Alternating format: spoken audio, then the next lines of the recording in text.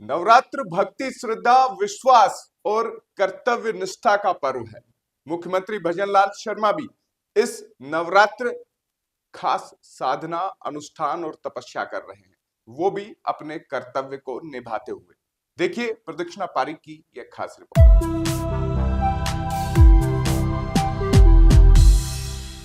मुख्यमंत्री भजनलाल शर्मा की नवरात्र की साधना, सन्यासी जीवन शैली और कर्तव्य के प्रति निष्ठा इन दिनों चर्चा में है।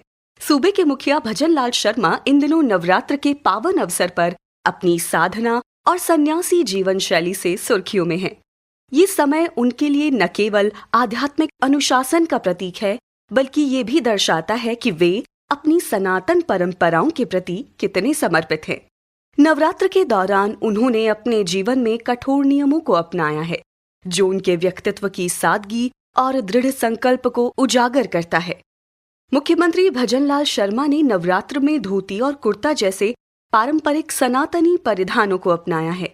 ये न केवल उनकी सांस्कृतिक जड़ों के प्रति सम्मान को दर्शाता है, बल्कि ये भी संदेश देता है कि सत्ता और पद के बावजूद वे अपनी पहचान को सहज और सरल रखना पसंद करते हैं। धोती कुर्ता, जो भारतीय संस्कृति का अभिन्न अंग है, उनके व्यक्तित्व में एक आध्यात्मिक और पारंपरिक छवि जोड़ता है।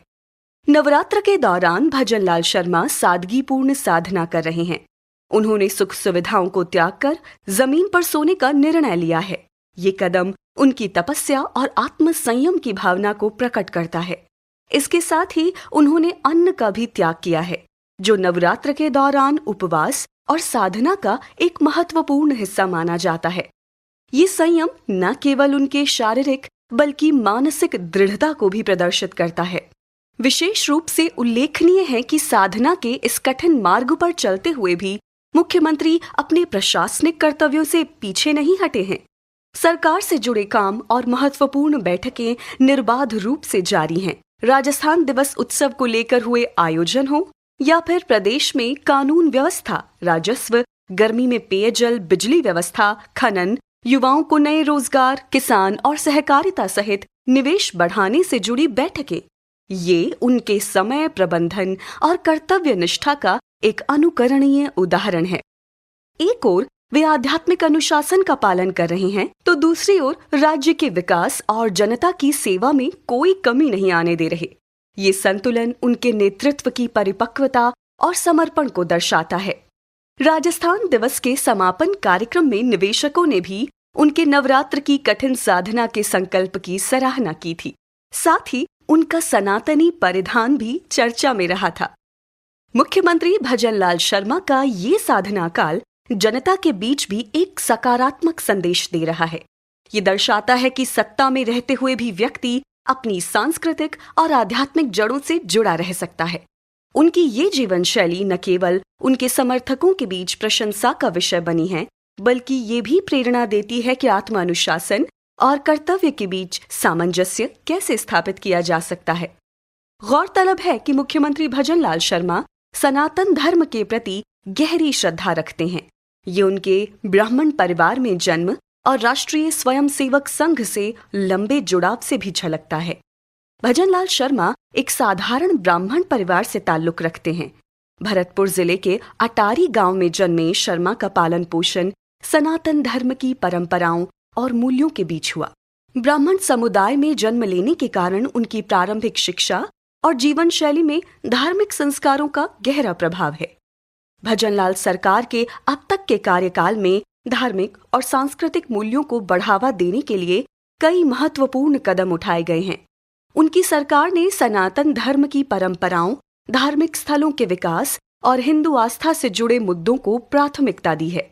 भजनलाल शर्मा की सरकार ने राजस्थान के धार्मिक स्थलों को संरक्षित करने और उन्हें पर्यटन के केंद्र के रूप में विकसित करने की दिशा में कई पहल की हैं। उनके प्रमुख उदाहरण ब्रज 84 सर्किट और तनोट माता मंदिर का विकास करने का निर्णय लेना है।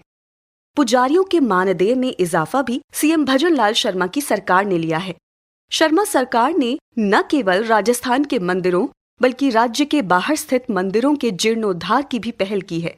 प्रयागराज में एक कैबिनेट बैठक के दौरान ये निर्णय लिया गया कि राज्य के बाहर स्थित मंदिरों का सर्वेक्षण किया जाए और उनकी मरम्मत के लिए योजना बनाई जाए। इसके लिए देवस्थान विभाग को मंदिरों की सूची तैयार करने और सर्वे करने का निर्देश दिया गया। ये कदम सनातन धर्म के प्रति सरकार की व्यापक प्रतिबद्धता को दर्शाता है।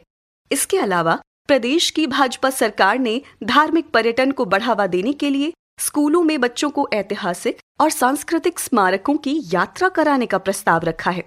ये निर्णय नई पीढ़ी को अपनी धार्मिक और सांस्कृतिक विरासत से जोड़ने की दिशा में एक कदम है। इन पहलों से धार्मिक पर्यटन और रोजगार सृजन को बढ़ावा मिलने की उम्मीद है, जो सरकार के विकास के दृष्टिकोण को धार्मिक मूल्यों के साथ जोड़ता है। मुख्यमंत्री भजनलाल शर्मा का नवरात्र के दौरान ये साधना काल उनके व्यक्तित्व के एक नए पहलू को सामने लाता है। सनातनी परिधान, जमीन पर शयन, अन्न का त्याग और कर्तव्य के प्रति निष्ठा, ये सब मिलकर उन्हें एक ऐसे नेता के रूप में प्रस्तुत करता है जो अपनी परंपराओं और जिम्मेदारियों दोनों को बखूबी निभा रहा है। ये नवरात्र उनके लिए केवल एक धार्मिक अनुष्ठान नहीं, बल्कि आत्मशुद्धि और जनसेवा का एक संयुक्त प्रयास है।